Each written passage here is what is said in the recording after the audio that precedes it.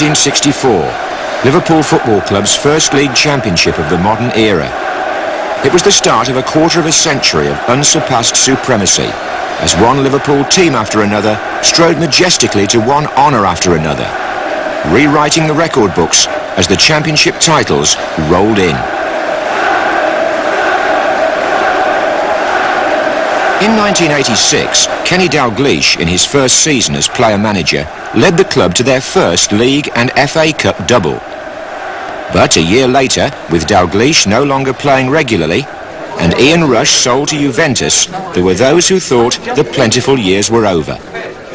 Little did they know that Rush's departure would be the prelude to perhaps the finest team Liverpool had ever garnered. Where once they chased Michael Laudrup, they now spent the £3.2 million from the Rush sale on Peter Beardsley, John Aldridge, and, departing a little from the established Liverpool pattern, on John Barnes.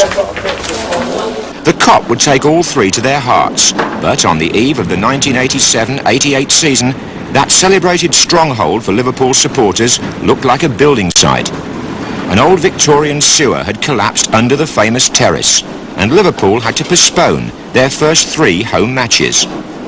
But the question as to how they would go about trying to regain the championship from Everton was first answered in front of 54,000 people in the sunshine at Highbury, where the 3 new players combined for Liverpool's first goal of the season, Aldridge the scorer, as he would be so often. Arsenal were regarded as genuine championship contenders, and when Paul Davis equalised, you felt that some Liverpool teams of the past would have settled for a draw. But despite their new changed strip, there was nothing grey about this Liverpool outfit. Steve Nicholls' header gave them a flying start to what would be a magnificent season. In September, on Tyneside, the Geordie fans were hoping that Mirandinha from Brazil would replace the departed £1.9 million figure of Peter Beardsley, now in the red shirt of Liverpool. Millions of BBC Match of the Day viewers relished the comparison, but between the teams there was none at all. Here's Barnes, number 7 Beardsley, and there goes Barnes again, danger here, Aldridge far post, John Anderson and Steve Nicol. What a simple goal for Liverpool, and Steve Nicol puts it away with some aplomb. Beardsley, Nicol.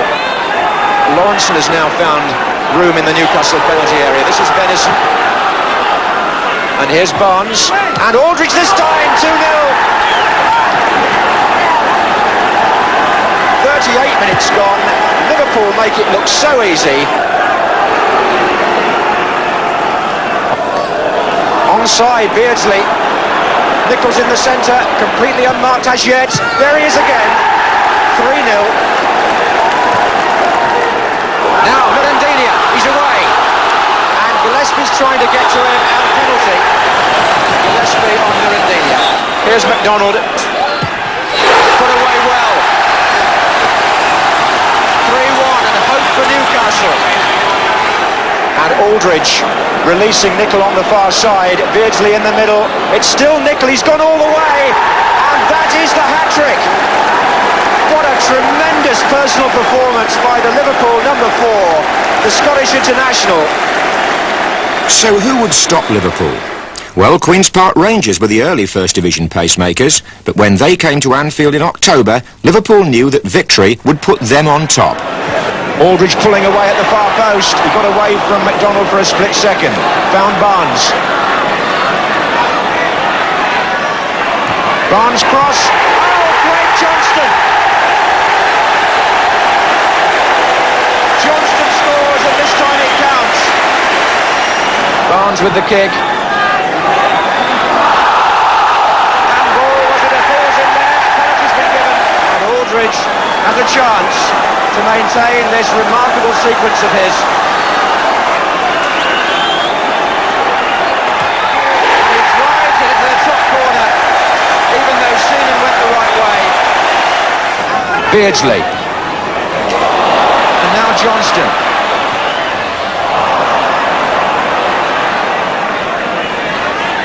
Oh, Byrne wanting a long time to clear that. He dwelt on it too long. Barnes. And Barnes again. 3.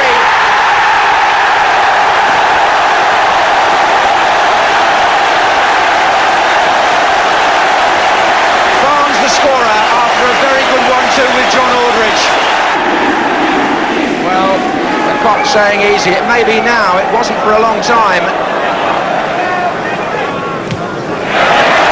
Barnes won it. He won it from Brock. He's got Beardsley going to his left. It's still Barnes. That's a fabulous individual goal.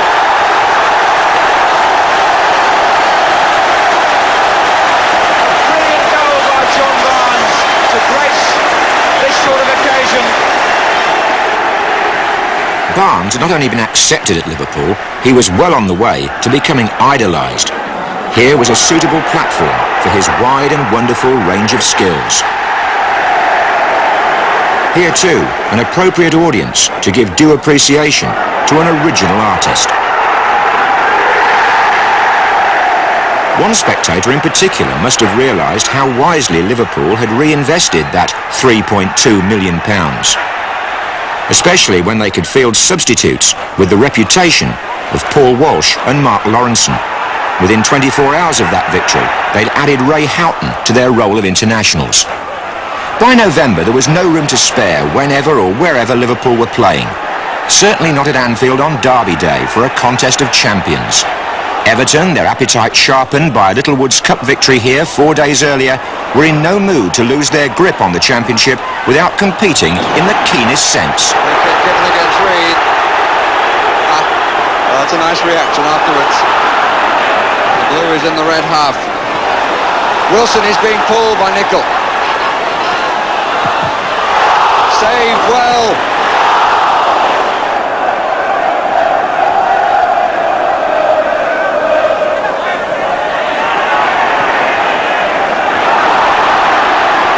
That's great. From Barnes to McMahon.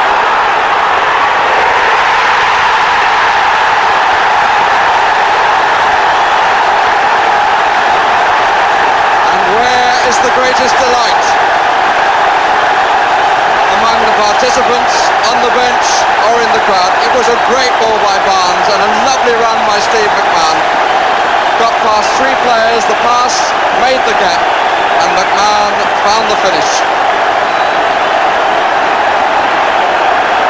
Southall to him, with a little bit of a nick from behind, but he really placed it well, did McMahon.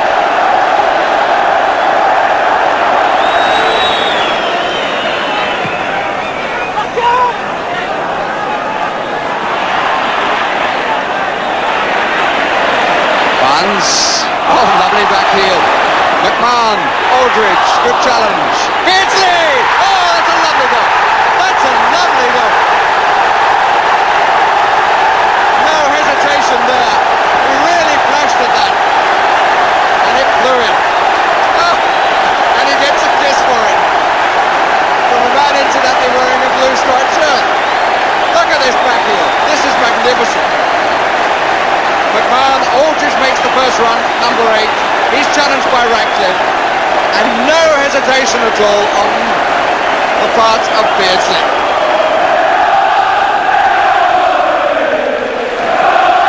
Here's Aldridge, got in front of his man, he was blocked though by Ratcliffe. And the reactions of a goal scorer were first class. By January, Liverpool had extended their lead to 13 points, and Arsenal knew their hopes of catching them had almost disappeared when they came to Anfield.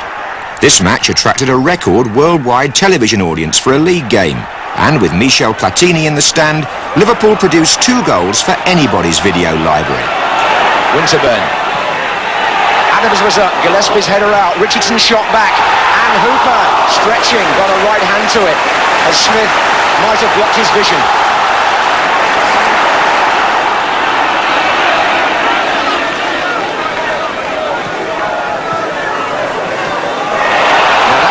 Looking for Nicol.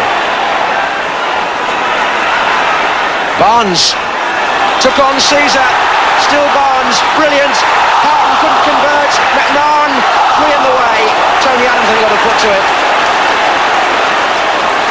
Well, McMahon won that back wonderfully well. Beardsley. Oh, a goal for Aldridge. Right on half time, it's John Aldridge.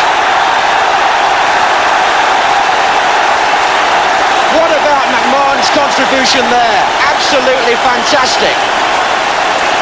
No wonder they're shaking his hand. He won it back on the touchline, motored away, three facing him, into Beardsley. Lukic narrowing the angle at the near post, got a hand to it, but look at Aldridge. That's the poacher's position. Aldridge. Beardsley. Oh, brilliantly done by Peter Beardsley.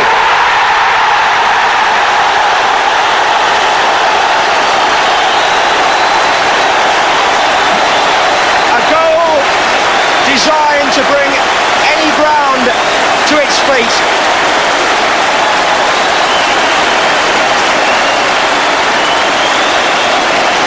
What can you say, apart from pure genius?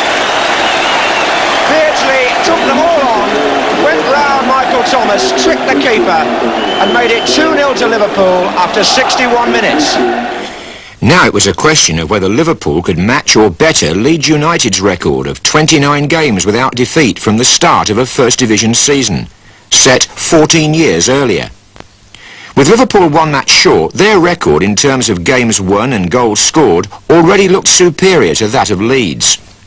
In March, Liverpool went to play Derby County at the baseball ground one Wednesday evening, knowing that a win or a draw would enable them to equal the record. Barnes from Beardsley. And still Barnes. How did he get that across? Johnston. And... oh, off the line. Johnston. Goal. Craig Johnston put it away after the first shot from Steve Nicol had been scrambled off the line. A 1-1 draw meant Liverpool now stood alongside Leeds.